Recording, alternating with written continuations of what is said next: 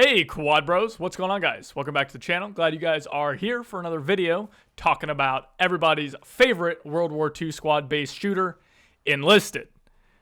Now, Enlisted is getting a massive overhaul in the coming weeks or months. We aren't really sure yet when this progression update is coming out, but it's going to change how we play the game. Hopefully for the better, at least in my opinion, it will be for the better.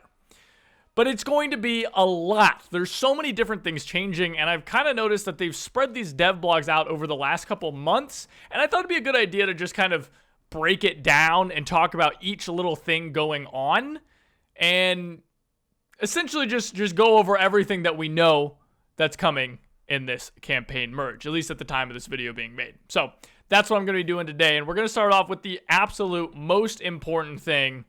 So before you go down and ask Quadro, do I keep my current progression? The answer is a resounding yes. Absolutely. You are not going to lose any progress at all in any way, shape, or form.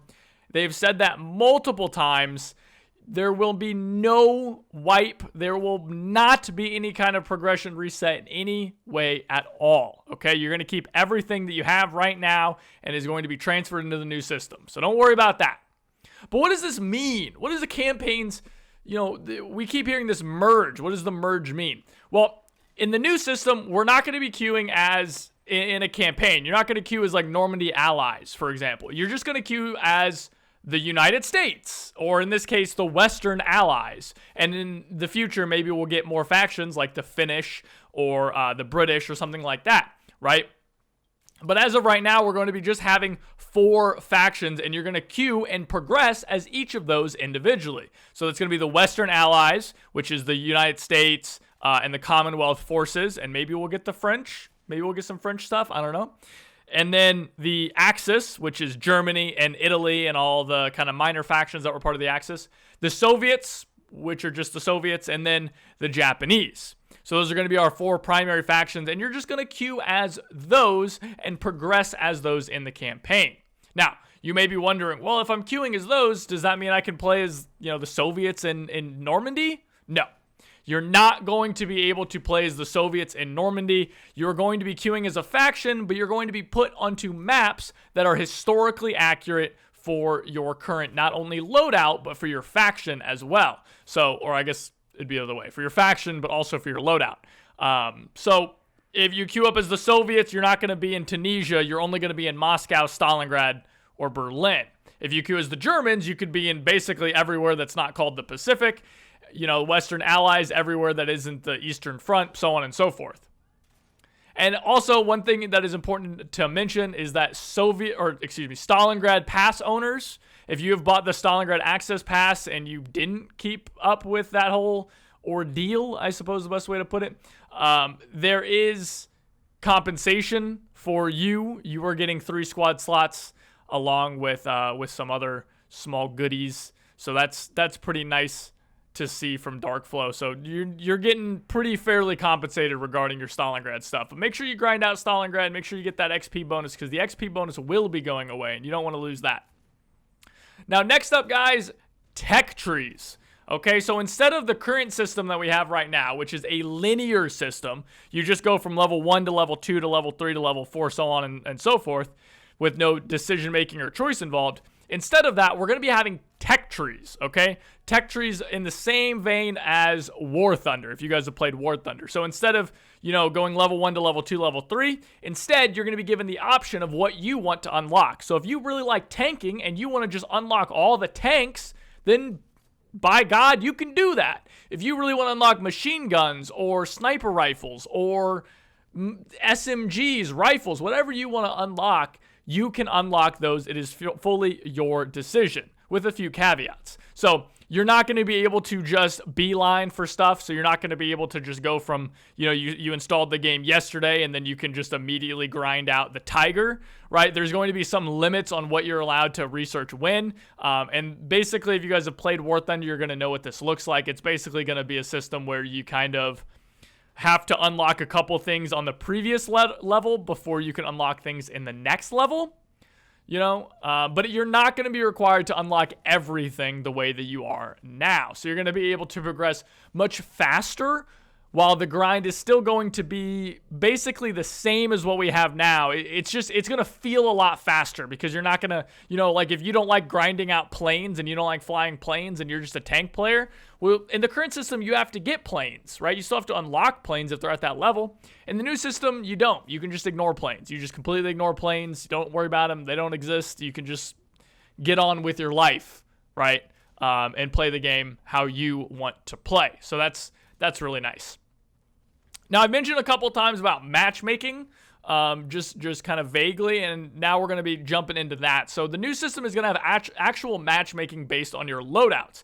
It's not going to have any skill-based matchmaking that you see in other games like Call of Duty, so you don't have to worry about that. But there will be basic matchmaking that is going to essentially define where and what you're fighting against. Okay, so for example, if you are a new player and you have only bolt actions, you're going to be mostly queuing into other new players who also have bolt actions. The game is going to look at your loadout and say, hey, this guy only has a bunch of low-level gear. Let's put him against low-level players, so then you're not, using bolt actions against STGs. On top of that, if you're playing as the Soviets and using a lot of bolt actions, it's going to look at that and it's going to say, hey, this guy's playing as the Soviets. He's using a lot of bolt actions. We're going to put him into Moscow, right?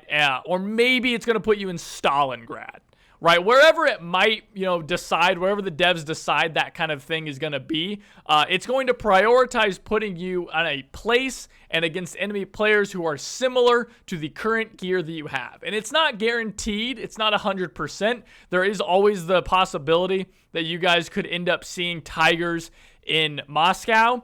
But for the most part, I don't think that's going to be happening. I think that for the most part, we're going to see a good range of players across all, I guess, battle ratings is the best way to put it.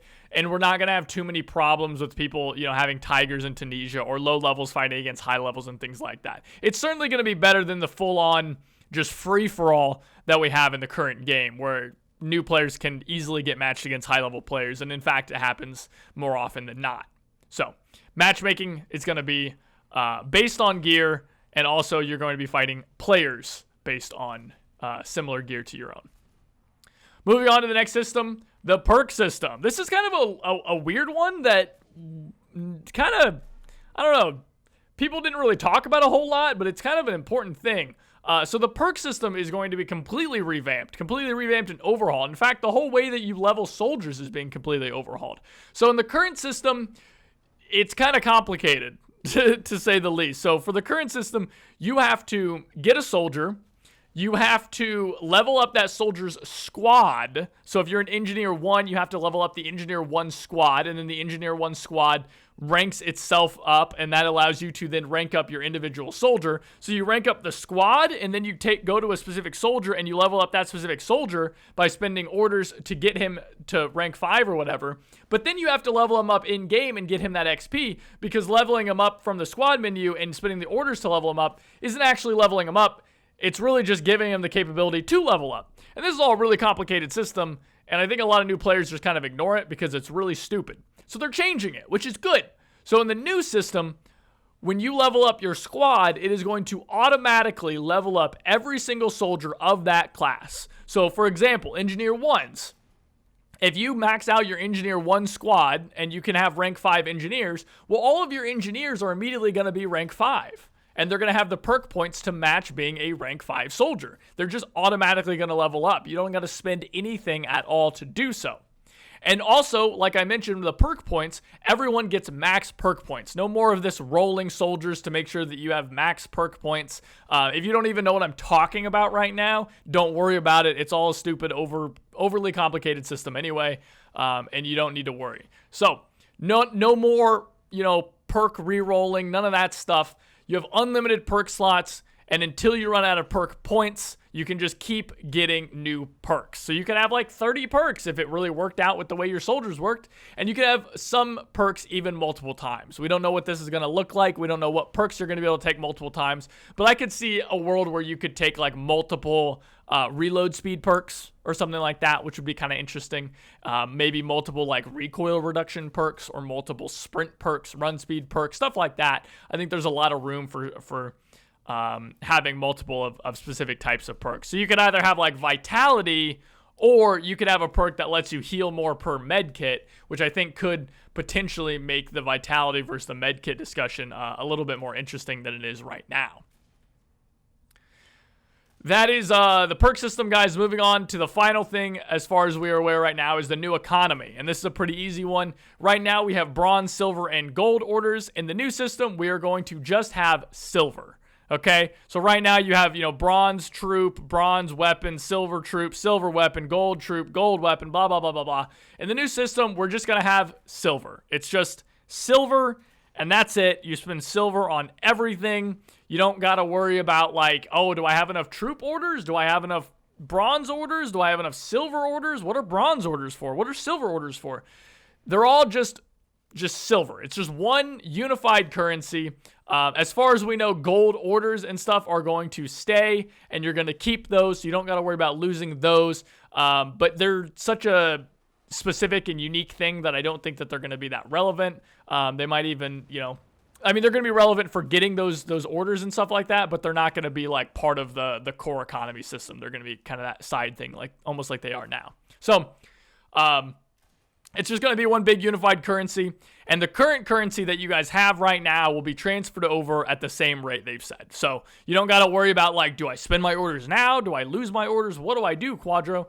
They've said that they're going to just give you the same amount of the equivalent silver to what you have now. So you're not going to end up losing anything. You don't got to worry about that. If you're worried that the devs are going to screw you over or something like that, you can always spend stuff now. That's, perfectly within your rights. But for me personally, I'm just hanging out, guys. I'm not too worried about it. So that's it, guys, though. That's the whole thing as far as we know. That's everything that is coming with this new update, along with the new levels and things like that. So that's pretty awesome. I'm glad that this is happening. I'm glad this update is coming here soon. Don't know when, but hopefully it's going to be coming soon, and hopefully we're going to get our hands on this and we can start making some great content and having a good time playing Enlisted, grinding up in this new tech tree. I'm really excited for it. Hopefully we get some new levels and things like that. But that's it for this video, guys. I appreciate you guys watching, hanging out, and I'll see you guys next time. Take it easy.